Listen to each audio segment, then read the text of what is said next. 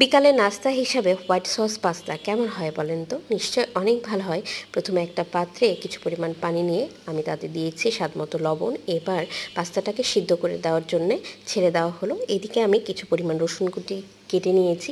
এবার আমি নিয়েছি মাংস, তাতে দিয়েছি আমি 2 টেবিল চামচ মতো আদা রসুন বাটা। এরপর দিয়েছি স্বাদমতো লবণ। তারপর আমি দিয়েছিলাম সয়া সস। এখানে প্রায় 3 টেবিল চামচ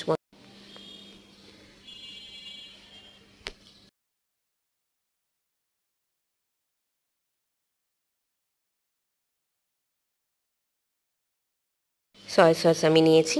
এটাকে ভালোভাবে মেরিনেট করে নিতে হবে।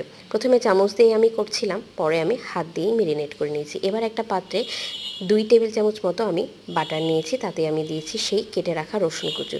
এগুলোকে হালকা জালে কিছুক্ষণ আমি সতে করে নিব। এবার পাস্তাটাকে আমি ঠান্ডা পানি দিয়ে ধুয়ে নিব। আর এখানে দিয়েছি 1 টেবিল চামচ মতো ময়দা।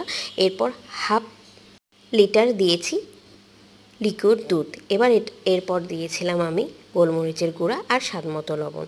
সেটাকে আমি জাল দিতে রেখে দিয়েছি। এবার অন্য পাত্রে আমি নিয়েছি তেল, তাতে দিয়েছি পেঁয়াজ কুচি।